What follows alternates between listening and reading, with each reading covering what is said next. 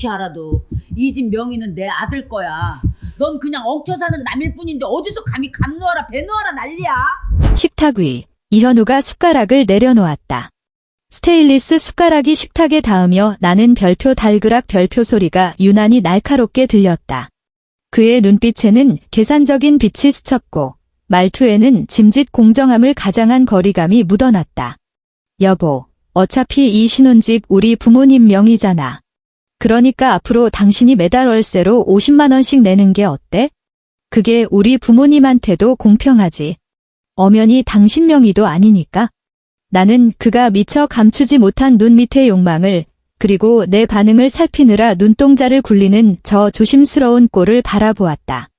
순간 캠퍼스 커플로 시작해 직장인이 될 때까지 이어온 7년의 연애, 설렘으로 시작해 손잡고 들어온 이 결혼 생활이 실은 정교하게 기획된 사기극이자 거대한 농담처럼 느껴졌다. 나는 소리 지르지 않았다. 난동을 부리지도 심지어 미간 한 번 찌푸리지 않았다. 그저 고요하게 고개를 끄덕이며 나직하게 대답했다. 그래, 알았어. 그는 내가 굴복했다고 생각했을 것이다. 내가 그를 떠나지 못할 거라고, 이 7년의 정 때문에 군말 없이 월세를 내고 시댁의 착취를 견딜 거라고 믿었을 것이다. 그는 모른다. 내가 경기도 외곽, 양평의 한적한 곳에 단독주택을 하나 가지고 있다는 사실을. 그것은 대단한 호화저택은 아니었지만 내가 수년간 모은 적금과 성과급을 털어 마련해둔 나만을 위한 확실한 도피처였다. 이 계산적인 관계 속에서 나 자신을 지키기 위해 남겨둔 마지막 성역이었다. 그의 입에서 월세라는 단어가 튀어나온 순간 내가 억지로 지탱해오던 이 결혼이라는 연극은 막을 내려야만 했다. 이야기를 본격적으로 시작하기 전에 좋아요와 구독을 눌러주신다면 큰 힘이 될 것입니다. 자, 이제 편안한 마음으로 들어주세요. 만약 스테인리스 숟가락이 싸구려 멜라민 그릇의 가장자리를 때리는 소리에 형체가 있다면 그건 분명 녹슨 톱날일 것이다. 그 톱날이 서수희의 이미 팽팽해진 신경을 조금씩 아주 천천히 썰어내고 있었다. 성동구에 지어진 지 30년 된 이 낡은 복도식 아파트는 방음이란 게 존재하지 않는 듯했다. 윗집에서 변기 물 내리는 소리가 노후된 배관을 타고 별표 쿠르릉 별표 쏟아져 내려왔고 주방 벽지에 배어든 묵은 청국장 냄새와 곰팡내 섞인 공기가 뒤엉켜 결혼 7일차 서수희의 저녁 식사 배경음과 배경향을 완성하고 있었다. 그녀는 콩나물국 위로 둥둥 떠다니는 콩나물 대가리 몇 개를 내려다보았다. 뜨거운 김이 올라와 갓 시술받은 속눈썹을 간지렸다. 맞은편에 앉은 시어머니 박수님 여사는 젓가락으로 말라 비틀어진 조기 구이를 능숙하게 헤집고 있었다. 그녀는 생선살을 집어먹는 대신 젓가락 끝으로 생선 대가리를 푹푹 쑤셔 으깨며 신경을 긁는 별표 적적 별표 소리를 냈다. 그러더니 손톱만한 생선 살점을 집어들고는 입에 넣지 않은 채 허공에 멈췄다. 그녀의 시선은 식탁 위 촌스러운 샹들리에를 지나 서수희의 얼굴에 꽂혔다. 에휴. 목구멍에 걸린 가래를 뱉어내듯 길고 끈적한 한숨이 터져나왔다.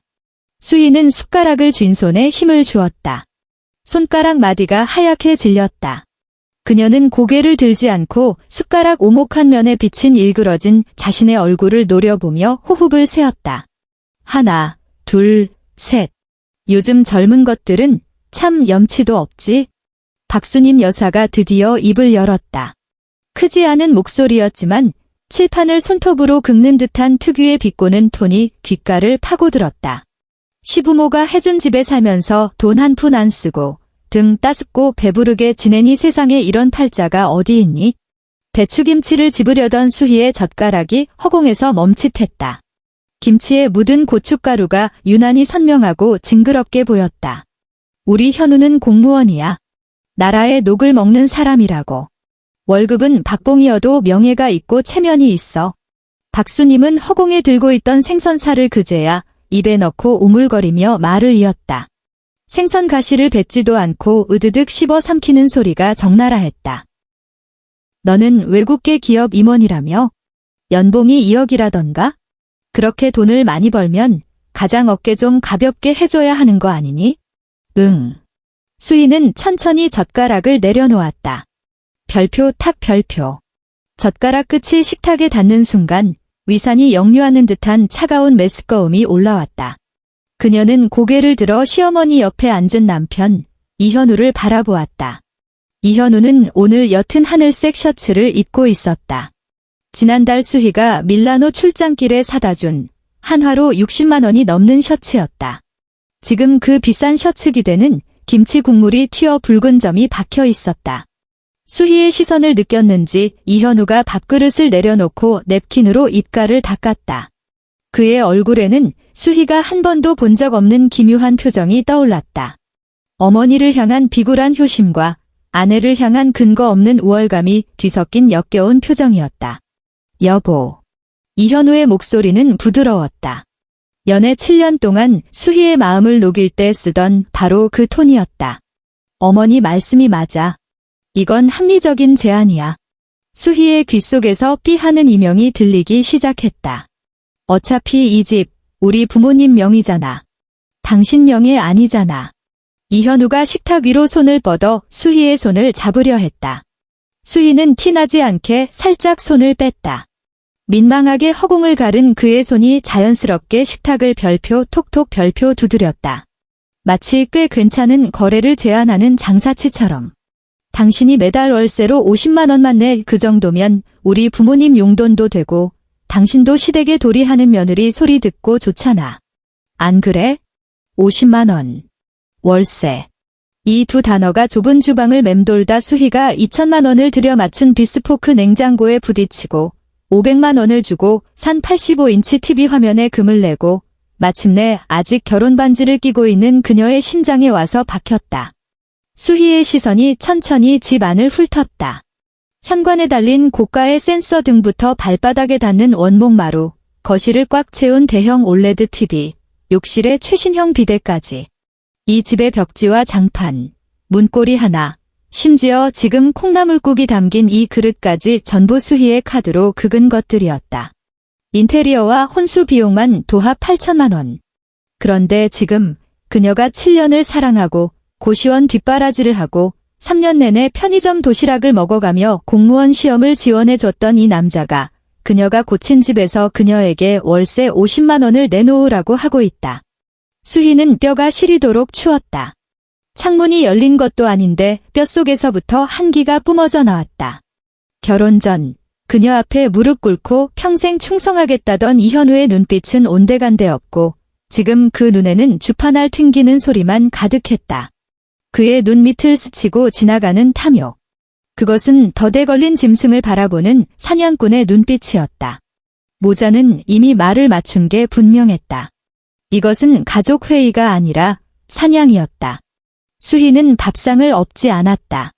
악을 쓰지도 않았다. 오히려 그녀의 입꼬리가 살짝 말려 올라가더니 지극히 사무적이고 완벽한 미소가 만들어졌다. 그녀가 회사의 중요한 협상 테이블에서 상대방을 벼랑 끝으로 몰아넣기 직전에 짓는 표정이었다. 그래요. 깃털처럼 가벼운 그녀의 목소리에 이현우와 박수님이 동시에 멈칫했다. 수희는 침착하게 손을 뻗어 다 식어빠진 콩나물국을 한 모금 들이켰다. 비릿한 콩나물 냄새가 입안에 퍼졌지만 억지로 삼켰다. 그럼 나는 내 소유인 양평 별장으로 가서 지낼게. 이 집은 당신이 알아서 해. 그 말을 끝으로 그녀는 모자에 얼빠진 얼굴을 확인조차 하지 않았다. 마치 고급 프렌치 레스토랑에서 식사를 마친 사람처럼 우아하게 냅킨으로 입가를 톡톡 두드렸다. 별표 드르륵 별표. 의자가 바닥을 긁는 소리가 정적을 깼다. 수희는 일어나 뒤돌아 안방으로 향했다. 그녀의 발걸음은 흔들림이 없었다. 마룻바닥을 울리는 또각, 또각, 또각 소리가 심장 박동처럼 규칙적이었다. 등 뒤는 죽은 듯 고요했다. 안방에 들어온 수희는 문을 닫고 잠금 장치를 돌렸다. 별표 철컥 별표. 그제야 꼿꼿했던 그녀의 등허리가 무너져 내렸다. 문에 등을 기대고 주저앉은 그녀는 물 밖으로 나온 물고기처럼 거칠게 숨을 몰아쉬었다. 눈물이 왈칵 쏟아지려 했지만 그녀는 아랫입술을 피가 나도록 깨물어 울음소리를 삼켰다.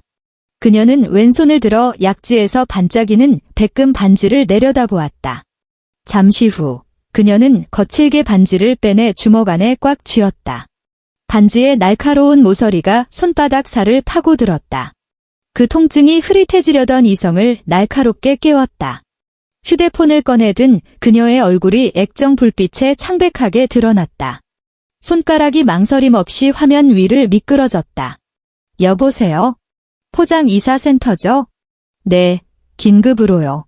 지금 당장. 짐, 전부 뺄 겁니다. 10월 12일 오후 4시, 서울의 하늘은 젖은 걸레처럼 칙칙했다. 오래된 아파트 단지 주차장에 거대한 파란색 5톤 트럭이 떡하니 자리를 잡았다. 별표 우웅 별표 거리는 엔진 소리에 동네 아주머니들이 베란다 창문을 열고 호기심 어린 눈으로 내다보았다. 작업복을 입은 건장한 남자들이 마치 전리품을 챙기듯 이 집의 모든 것을 분해하고 포장하고 있었다. 조심하세요. 그 TV 패널 예민해요. 수희는 거실 한가운데 서서 체크리스트가 적힌 아이패드를 들고 현장 감독처럼 지시했다. 작년에 생일 선물로 샀던 검은색 트렌치 코트가 오늘따라 전투복처럼 보였다. 이현우가 현관문을 박차고 들어왔을 때 마주한 것은 바로 그 장면이었다. 아늑했던 신혼집은 폭격을 맞은 폐허처럼 변해 있었다. 결혼사진이 걸려있던 벽에는 흉물스러운 못자국만 남았고 고급 암막 커튼이 뜯겨나간 창문으로 먼지가 춤을 추며 들어오고 있었다. 서수희, 너 미쳤어. 이현우가 헐떡거리며 달려들었다. 공무원의 품위를 지키겠다며 메고 나간 넥타이가 삐뚤어져 목을 조르는 밧줄처럼 보였다. 그가 수희의 팔을 잡으려 했지만 수희는 가볍게 몸을 틀어 피했다. 도대체 뭐 하는 거야? 진짜 나갈 거야? 이현우의 목소리에 당황스러움과 공포가 뒤섞여 떨렸다. 그의 눈동자가 텅 빈 거실과 수희의 서늘한 얼굴 사이를 바쁘게 오갔다. 내가 농담한 거잖아. 월세 얘기. 그래, 다시 얘기해. 엄마가 나이 들어서 노망나서 헛소리한 거야. 응? 진담으로 들으면 어떡해.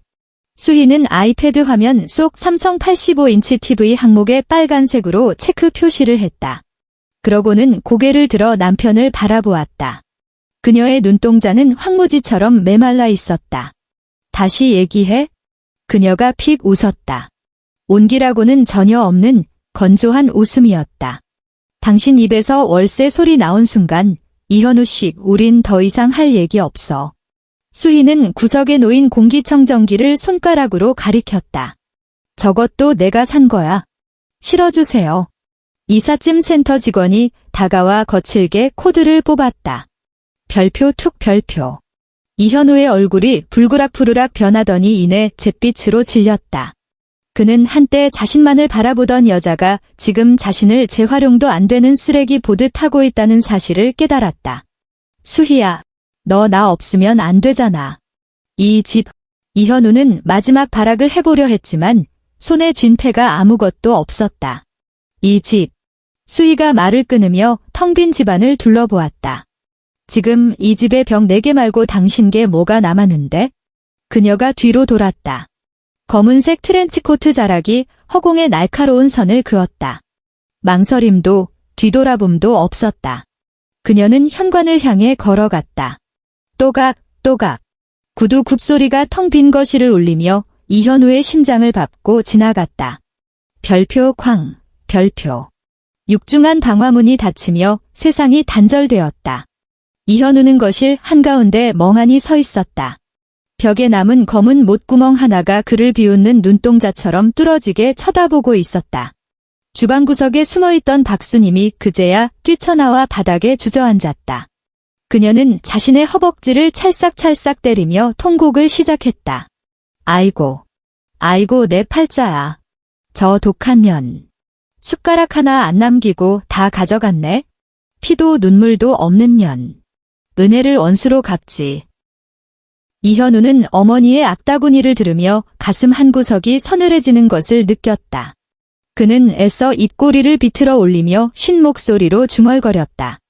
엄마, 울지마. 저거 다 쇼하는 거야? 제가 나를 얼마나 좋아하는데 진짜 가겠어?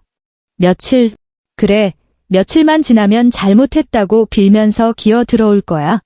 그때는 무릎 꿇고 싹싹 빌게 만들 거야. 입으로는 그렇게 떠들었지만 주머니 속 휴대폰을 쥐고 있는 그의 손은 덜덜 떨리고 있었다. 그러나 현실의 청구서는 예상보다 빨리 날아들었다. 10월의 마지막 날, 늦가을 바람에 제법 살이 아리던 저녁이었다. 퇴근하고 돌아온 이현우는 우편함에서 두툼한 봉투 하나를 발견했다. 봉투 겉면에는 KB국민은행의 로고가 선명하게 박혀 있었다. 봉투를 뜯는 그의 손가락이 미세하게 떨렸다. 날카로운 종이 단면에 베어 핏방울이 맺혔지만 아픔조차 느끼지 못했다. 그의 시선이 고지서 중앙에 찍힌 검은 숫자에 못 박혔다. 시스템 메시지를 읽어 내려가는 내레이션처럼 글자가 뇌리에 박혔다. 금월 상환 원리금 82만 원.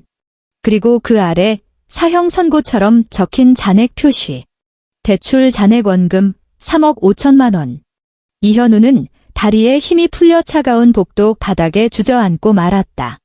부모님 명의의 자가라며 떵떵거렸던 이 집은 사실 집값의 대부분이 빚인 깡통이나 다름없었다. 이전까지 이 고지서는 그에게 배달된 적이 없었다.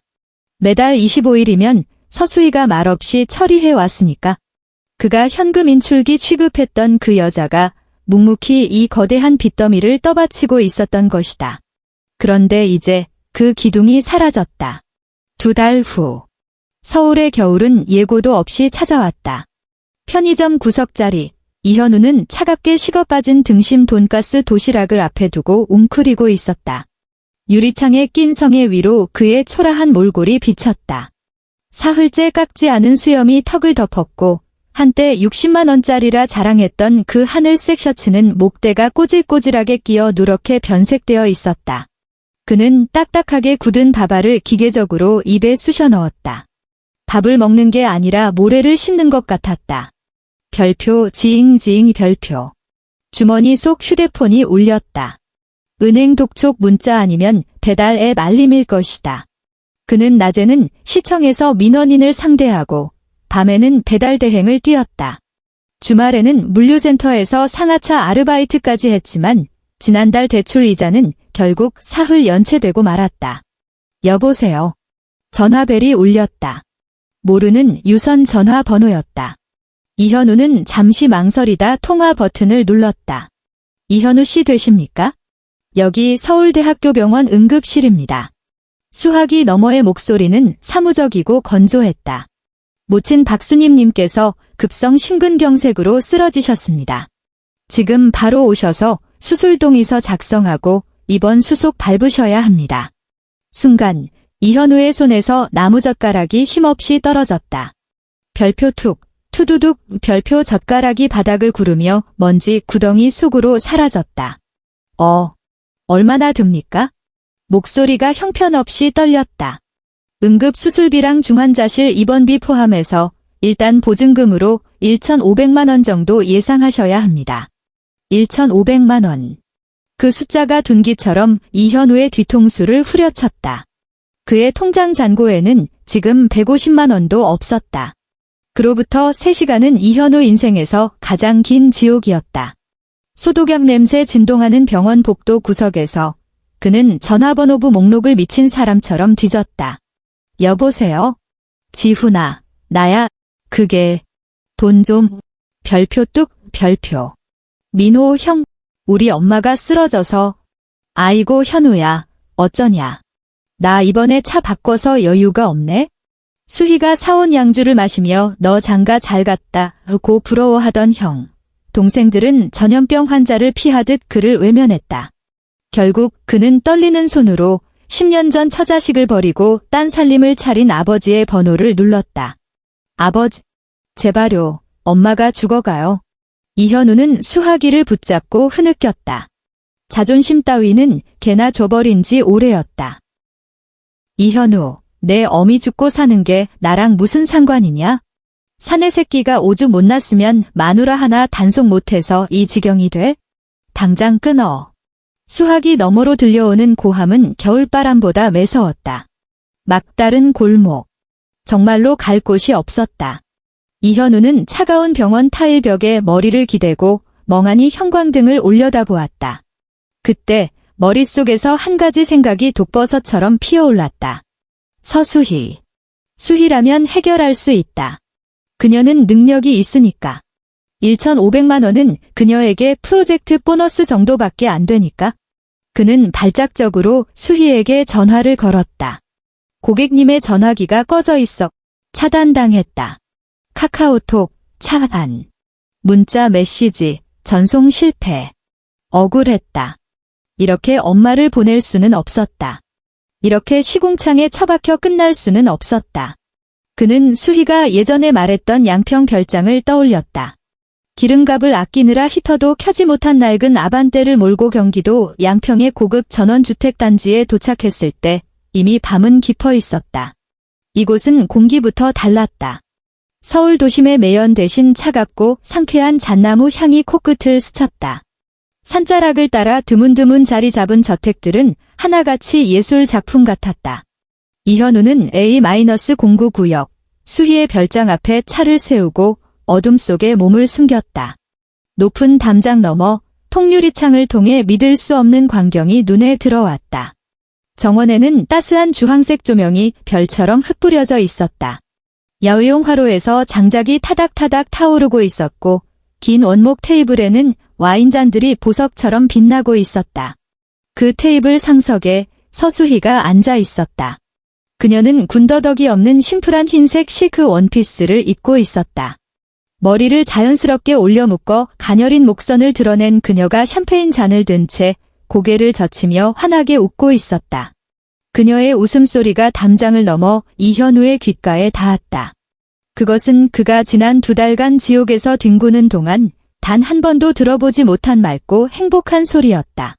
그 웃음은 너무나도 눈부셨고 자유로웠으며 무엇보다 여유로워 보였다. 그것은 이현우가 지난 7년간 그녀의 얼굴에서 단 한 번도 본 적 없는 표정이었다. 그의 기억 속 서수희는 늘 바빴고 지쳐 있었으며 시댁의 눈치를 보느라 집안에서도 발뒤꿈치를 들고 다니던 여자였다. 하지만 지금 저곳에 있는 그녀는 마치 오래된 먼지를 털어내고 본연의 빛을 되찾은 다이아몬드처럼 그녀에게 어울리는 세상 속에서 찬란하게 빛나고 있었다. 그녀의 곁에는 품격 있어 보이는 남녀들이 앉아 있었다. 이렇게 멀리서 봐도 그들의 몸짓 하나하나에서 상류층 특유의 여유가 느껴졌다. 그중 짙은 회색 슈트를 입은 남자가 몸을 기울여 수희에게 와인을 따라주고 있었다. 그의 눈빛에는 수희를 향한 존중과 호감이 가득했다. 이현우는 무의식적으로 자신의 꼴을 내려다보았다. 너덜너덜해진 소매끝, 지늘기 튀어 엉망인 운동화, 그리고 택배 상자를 나르느라 거칠어질 대로 거칠어진 손. 별표 휘잉 별표. 바람이 불어와 바닥에 낙엽을 쓸고 지나갔다. 이현우는 자신이 마치 시궁창의 수모구름 위의 신들을 훔쳐보는 쥐새끼가 된 것만 같았다. 별장 안에서 경쾌한 재즈 음악이 흘러나왔다. 수희가 와인잔을 내려놓고 자리에서 일어났다. 커다란 축하 케이크를 자르려는 듯했다. 그녀가 은색 케이크 나이프를 집어드는 순간이었다. 이현우는 어둠 속에 뻣뻣하게 굳어 서 있었다. 마치 발이 시멘트에 잠기기라도 한 것처럼 꼼짝할 수 없었다. 그는 저 눈부신 세상에 닿고 싶다는 듯 손을 뻗었다. 하지만 손끝에 닿은 건 차갑고 딱딱한 쇠창살뿐이었다. 그의 손이 허공에서 멈췄다. 별표 탁 별표. 쇠창살의 냉기가 손끝을 타고 온몸으로 전해졌다.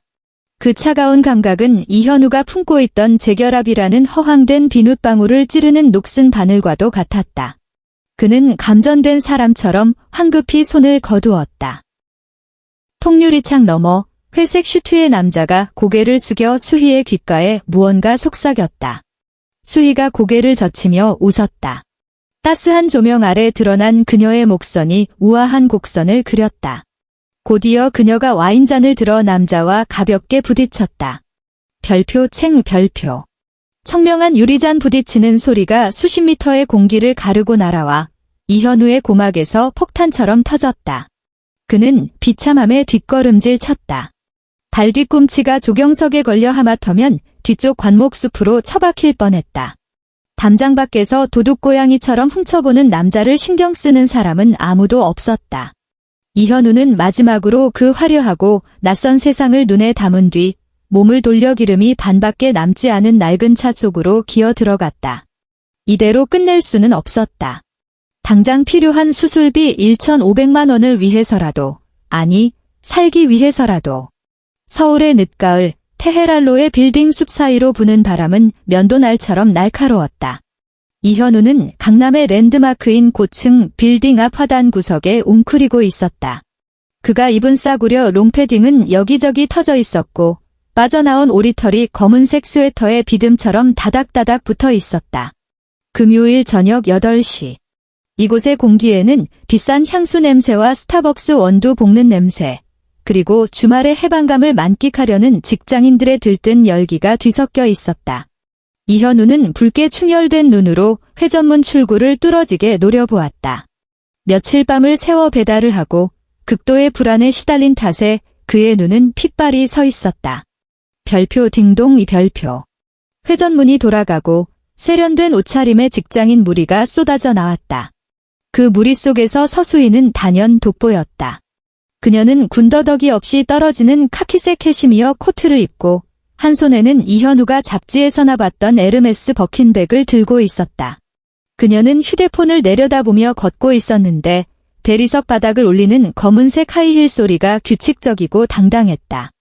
그녀를 본 순간 이현우의 머릿속이 하얗게 전멸했다. 자존심, 체면, 남자의 오기 같은 것들은 벼랑 끝에 몰린 현실 앞에서 순식간에 가루가 되어 사라졌다. 그는 포탄처럼 튀어나갔다. 수희야. 소음이 가득한 거리에서 그의 절규가 기괴하게 울려 퍼졌다. 거리를 걷던 사람들이 일시 정지 버튼을 누른 듯 멈춰서서 수염이 덥수룩하고 개기름이 흐르는 남자를 쳐다보았다. 수희가 걸음을 멈췄다. 그녀는 놀라지 않았다. 그저 미간을 살짝 찌푸리며 구두 코에 흙탕물이 튀었을 때처럼 불쾌하다는 눈빛을 스치듯 보였을 뿐이다. 그녀가 입을 열기도 전에 이현우가 그녀의 코앞까지 달려들었다. 그의 무릎이 딱딱한 시멘트 바닥에 그대로 꽂혔다. 별표 쿵예 별표. 그것은 망설임 없는 아주 처절하고 요란한 무릎 꿇기였다. 이현우는 두 팔로 수희의 종아리를 꽉 끌어안고 그녀의 값비싼 코트 자락에 얼굴을 파묻었다. 콧물과 눈물이 순식간에 터져나와 최고급 캐시미어 원단을 적셨다. 수희야, 여보, 내가 잘못했어. 내가 진짜 잘못했어. 울음 섞인 그의 목소리는 고장난 아코디언 소리처럼 찌그러지고 날카로웠다. 내가 엄마랑 짜고 너한테 그러는 게 아니었는데 월세 달라고 한 내가 미친놈이야. 내가 짐승만도 못한 놈이야. 제발 우리 7년 세월을 봐서라도 내가 너 뒷바라지, 아니지, 내가 나 뒷바라지 해준 정을 생각해서라도 한 번만 살려줘. 주변에서 수군거리는 소리가 파도처럼 밀려왔다. 어머, 저 사람 이 건물서 이사님 아니야? 저 남자는 뭐야? 전 남편. 꼴이 왜 저러니? 길바닥에서 무릎을 꿇다니 사채라도 썼나 봐. 수많은 경멸의 시선이 조명탄처럼 이현우의 등에 꽂혔지만 그는 아랑곳하지 않았다. 그는 물에 빠진 사람이 지푸라기라도 잡는 심정으로 수희의 바짓단을 손톱이 하얗게 질리도록 움켜쥐었다. 우리 엄마가 죽는데 병원에서 1,500만 원을 내라는데 나 진짜 방법이 없어. 수희야, 이번만 도와주면 내가 평생 너한테 개처럼 충성할게. 다시는 너 속상하게 안 할게. 응? 제발, 응. 그가 고개를 들어 눈물범벅이 된 얼굴로 수희를 올려다보았다. 그의 기억 속 수희는 그가 이렇게 불쌍한 척을 하면 언제나 마음 약해지던 여자였다. 예전에도 싸우고 나면 그가 조금만 풀이 죽은 척해도 그녀는 한숨을 쉬며 용서해주고 따뜻한 밥상을 차려주곤 했으니까. 하지만 이번에 그가 마주한 것은 끝없는 빙하지대였다. 수희는 발치에 매달린 그를 내려다보았다. 무서울 정도로 고요한 눈빛이었다. 한때 사랑을 담았던 그 눈동자에는 분노조차 없었다. 그저 모르는 사람, 아니 유해한 쓰레기를 보는 듯한 냉담함만이 감돌았다. 그녀는 그를 뿌리치지도 비명을 지르지도 않았다. 그저 립스틱을 꺼내듯 우아한 동작으로 가방 속에 손을 넣었다. 하지만 그녀가 꺼낸 것은 립스틱이 아니라 반듯하게 접힌 A4 용지 한 장이었다. 이현우. 그녀의 목소리는 크지 않았지만 찬바람을 뚫고 이현우의 고막에 정확하게 박혔다. 내가 정이나 과거를 들먹이고 싶다면 우리 먼저 계산부터 확실히 하자. 그녀가 허리를 숙여 종이를 이현우의 코앞에 들이밀었다. 프린트된 엑셀표 위로 빽빽한 숫자들이 검은 개미 떼처럼 기어 다니고 있었다. 이건 결혼 생활 동안 내가 부담했던 성동구 아파트 올 리모델링 비용 3,800만 원. 수희의 검지가 첫 번째 줄을 짚었다. 분기별 재무 보고를 하는 임원처럼 건조한 말투였다. 이건 비스포크 풀옵션 가전제품 1,500만 원. 이건 내가 아무 말 없이 갚아줬던 그 잘난 부모님 명의 집의 대출 원금과 이자 합계 3,600만 원. 그리고 이건 매달 생활비, 내가 공무원 체면 차린다고 사 입은 정장들, 시계, 그리고 내 어머니가 오실 때마다 싹쓸이 해간 영양제랑 용돈들. 수희가 잠시 말을 멈추고 면도날 같은 시선으로 이현우의 창백한 얼굴을 긁어내렸다. 합계 1억 2천만 원. 그녀가 손을 놓자 종이가 힘없이 이현우의 무릎 위로 떨어졌다. 별표 팔랑 니 별표. 애초에 공평하게 하자며? 월세 받겠다며? 그래, 이게 내가 생각하는 공평이야. 수희는 허리를 펴고 가방에서 물티슈를 꺼내 이현우가 닿았던 코트 자락을 천천히 닦아냈다. 마치 치명적인 바이러스라도 묻은 것처럼. 이 1억 2천만 원부터 갚고 나서 용서를 빌어. 안 그러면 그녀는 더러워진 물티슈를 옆에 있는 쓰레기통에 별표 툭 별표 던져 넣었다. 순간 그녀의 눈빛이 영하로 떨어졌다. 거지처럼 여기서 추태 부리지 말고 꺼져. 이현우는 바닥에 주저앉은 채 떨리는 손으로 종이를 집어들었다. 대출 상환 내역, 계좌 이체 기록, 카드 명세서, 모든 항목이 1원 단위까지 정확했다. 그 숫자들은 거대한 바위가 되어 떨어져 내렸고 이현우의 가슴속에 남아있던 한 줌의 요행마저 산산조각 냈다.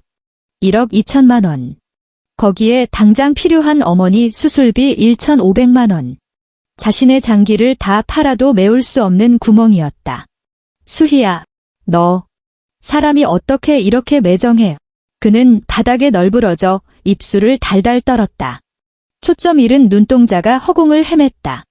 수희는 그를 더 이상 쳐다보지도 않고 도로변에 대기 중이던 검은색 밴을 향해 걸어갔다. 별표 쾅 별표. 차 문이 닫히는 소리가 바람소리와 소음을 차단했다. 그것은 이현우에게 남은 세상의 마지막 동아줄이 끊어지는 소리였다. 하지만 이 막장 드라마는 여기서 끝나지 않았다. 그로부터 이틀 뒤. 같은 장소, 같은 빌딩 앞. 이번에는 주연 배우가 박수님으로 바뀌어 있었다. 그녀는 회색 비디 도는 환자복 위에 사이즈도 맞지 않는 낡은 속옷을 걸치고 있었다. 얼굴은 흑비디였고 입술은 말라 비틀어져 있었다. 손등에는 링거 바늘을 억지로 뽑아낸 자국 위로 피가 배어나온 반창고가 붙어 있었다. 수희가 로비 밖으로 나오자 박수님이 미친 사람처럼 달려들었다. 수희야. 아이고, 우리 며느리야. 노파는 통곡하며 자신의 손을 들어 뺨을 사정없이 올려붙였다. 별표짝, 별표. 별표짝, 별표.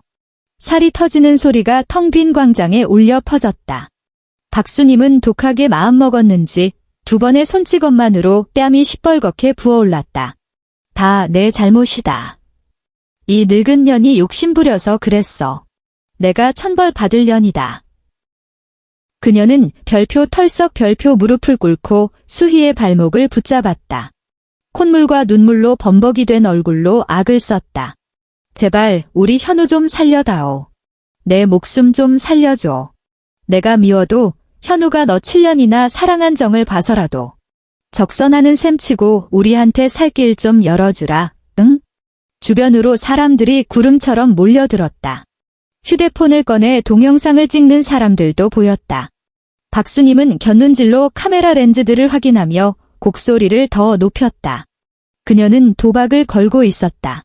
수희처럼 체면을 중시하는 엘리트들은 여론과 망신을 가장 두려워할 거라고. 이 바닥에서 계속 일하려면 결국 고개를 숙일 수밖에 없을 거라고. 저 멀리 기둥 뒤에 숨어있던 이현우는 잔뜩 움츠린 채 눈치를 살폈다. 이것이 그와 어머니가 짜낸 마지막 카드, 도덕적 인질극이었다. 수희가 멈춰 섰다. 그녀는 발밑에서 뒹구는 노인을 내려다보았다. 불과 얼마 전 식탁 머리에서 젓가락으로 생선 대가리를 으깨며 월세를 내라고 비아냥거리던 그 위풍당당한 시어머니였다. 그때의 그 표독스러운 얼굴과 지금 돈 때문에 자기 뺨을 때리는 노파의 얼굴이 겹쳐 보였다. 얼마나 우스운가. 이것이 내가 그토록 인정받고 싶어 했던 가족의 실체라니. 수희는 작게 한숨을 내쉬었다. 그녀는 박수님을 일으켜 세우지도 카메라를 피해 당황하지도 않았다. 그저 코트 주머니에서 침착하게 휴대폰을 꺼내 익숙한 번호 3자리를 눌렀다. 1DT. 네, 경찰이죠? 수희의 목소리는 박수님의 통곡 소리를 뚫고 나갈 만큼 또렷하고 사무적일 만큼 차분했다. 여기 강남구 XX빌딩 정문 앞인데요. 업무방해 및 협박범이 있어서 신고합니다. 네, 악의적으로 길을 막고 금품을 요구하며 소란을 피우고 있어요. 녹음 파일이랑 CCTV 증거 다 있습니다. 지금 바로 출동해주세요. 박수님의 울음소리가 뚝 끊겼다. 그녀는 입을 딱 벌린 채 눈가에 매달린 눈물이 떨어지지도 못한 상태로 멍하니 수희를 올려다보았다. 감히 경찰을 불러? 이게 집안일인데. 수희는 전화를 끊고 박수님을 내려다보았다. 그녀의 눈동자는 호수처럼 잔잔했다. 어머님, 아니지. 박수님 씨. 수희의 입꼬리에 희미한 비웃음이 걸렸다. 몸이 아프시면 의사를 찾으셔야죠. 돈이 없으시면 아드님을 찾으시고요. 경찰을 부른 건 당신이 지금 하는 짓이 범죄이기 때문입니다. 그녀는 싸늘하게 덧붙였다. 그만 연기하세요. 당신의 그 모성애, 길가에 난 잡초보다 천하고 이 겨울 얼음장보다 차가우니까. 수희는 더러운 것이 닭이라도 한 듯 뒷걸음질 쳐서 박수님의 손을 피했다. 그리고 그 자리에 꼿꼿하게 서서 경찰차의 사이렌 소리를 기다렸다. 기둥 뒤에 이현우는 조각상처럼 차가운 수희의 옆얼굴을 보며 다리에 힘이 풀렸다. 그는 기둥에 등을 기댄 채 주르륵 미끄러져 내렸다. 끝났다. 완전히 끝났다. 3달 후. 경기도 외곽의 어느 후미진 반지하 방. 창문이라고는 땅 위로 반뼘 정도 솟아있는 게 전부인 이곳은 더러운 골목길과 마주하고 있었다. 밤이면 취객들이 창문 옆 전봇대에 오줌을 갈겨댔고 그 지린내가 반지하 특유의 퀴퀴한 곰팡내와 섞여 이현우가 숨쉬는 공기의 전부가 되었다. 성동구의 아파트는 은행 경매로 넘어갔다. 대출 원금과 연체이자, 위약금까지 제하고 난이 손에 쥐어진 건 거의 없었다. 이현우는 수술 후유증으로 반신불수가 된 어머니를 데리고 보증금이 가장 싼 이 개미굴로 기어 들어올 수밖에 없었다. 벽지에는 검은 곰팡이가 피어올라 마치 귀신 얼굴처럼 일렁였다. 천장에 매달린 알전구가 별표 지지직 별표 소리를 내며 깜빡거렸다. 쿨럭, 쿨럭, 끄. 안방에서 박수님이 폐를 쥐어짜는 듯한 기침 소리를 냈다. 비싼 약을 살 돈이 없어 편의점 진통제로 버티는 그녀는 하루 종일 눅눅한 이불 속에 누워 수희를 저주하고 이현우를 원망하고 세상을 욕하다 지쳐 잠들곤 했다. 이현우는 주워온 낡은 소파 위에 몸을 웅크리고 있었다. 본연의 색을 잃어버린 때 묻은 패딩 점퍼를 이불처럼 덮은 채였다. 하루 종일 택배 상하차 일을 하고 돌아온 허리가 끊어질 듯 아팠다. 손에는 불어터진 컵라면이 들려 있었다. 뜨거운 김이 올라와 눈시울을 맵게 했다. 그는 고개를 들어 맞은편에 놓인 20인치짜리 작은 텔레비전을 바라보았다. 이 집에서 유일하게 돈이 되는 가전제품이었다. 화면에서는 경제 토크쇼가 방영되고 있었다. 카메라가 줌인되며 세련되고 자신감 넘치는 눈부시게 아름다운 얼굴이 화면 가득 잡혔다. 서수희였다. 그녀는 스튜디오의 안락한 소파에 앉아 있었다. 몸에 딱 맞는 흰색 정장을 입고 정돈된 메이크업을 한 그녀의 눈동자는 별을 박은 듯 빛났다. 그녀는 예전보다 훨씬 아름다워져 있었다. 그것은 거치장이 아니라 내면의 단단함과 여유에서 뿜어져 나오는 아우라였다. 사회자가 웃으며 질문했다. 서수희 상무님, 업계에서 가장 성공한 여성 리더 중 한 분으로서 현대 여성에게 가장 중요한 것은 무엇이라고 생각하십니까? 수희가 카메라를 향해 은은하게 미소 지었다. 그 미소에는 힘이 있었다. 저는 선택권이라고 생각해요. 그녀의 맑고 또렷한 목소리가 곰팡내 나는 반지하 방을 울렸다. 이곳과는 너무나도 이질적인 소리였다. 여자의 가장 확실한 도피처는 결혼도 아니고 남편도 아니고 소위 말하는 안정도 아닙니다. 바로 자기 자신의 능력, 통장 잔고, 그리고 언제든 부당함에 대해 아니오라고 말할 수 있는 배짱이죠. 수희가 잠시 말을 멈췄다. 그녀의 시선이 브라운관을 뚫고 나와 이현우의 심장을 정통으로 찌르는 것 같았다. 자신이 온전히 바로 서 있어야 상처받았을 때 울고불고 매달리는 대신 우아하고 품위 있게 퇴장할 수 있으니까요. 그리고 나만의 구름 위에서 더 멋지게 살아갈 수 있습니다. 이현우는 멍하니 화면을 응시했다. 손에 들고 있던 나무젓가락이 힘없이 바닥으로 떨어졌다. 별표 툭 별표. 컵라면 용기가 기울어지며 국물이 발등 위로 쏟아졌다. 뜨거운 국물이 살을 데웠지만 그는 비명조차 지르지 못했다. 고통마저 마비된 것 같았다. 화면 속의 수희는 꽃다발과 박수를 받고 있었다. 화면 밖의 이현우는 진흙탕 속에 앉아 곰팡내와 땀 냄새에 절어 있었다. 한때 저 빛나는 여자가 매일 집에서 그를 기다렸었다. 집을 사주겠다고 적금을 붓고 그의 말 한마디에 웃고 울던 여자였다.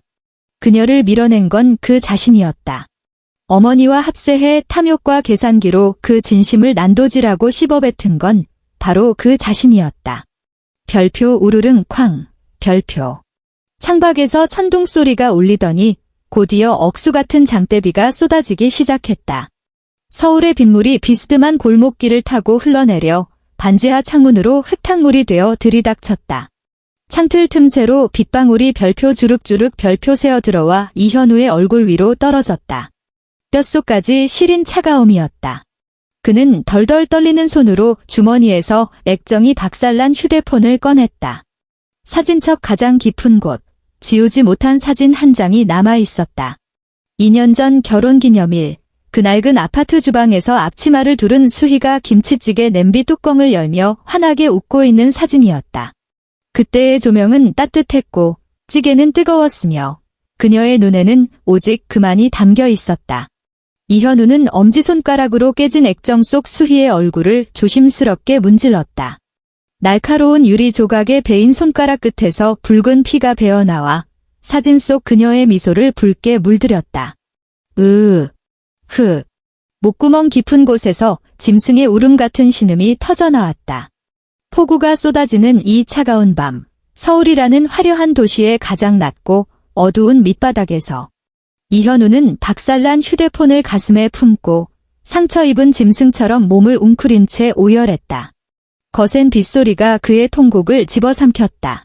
아무도 듣지 못했다. 그리고 아무도 신경 쓰지 않을 것이다. 텔레비전 화면의 불빛이 깜빡거리며 그의 떨리는 등을 비췄다. 화면 속에서 서수희는 미소를 지으며 자리에서 일어나 그녀에게 약속된 찬란한 미래를 향해 걸어가고 있었다. 하늘과 땅 차이, 그것은 한순간의 선택이었다. 서로를 바라보던 두 사람은 이제 영영 닿을 수 없는 남남이 되었다. 완.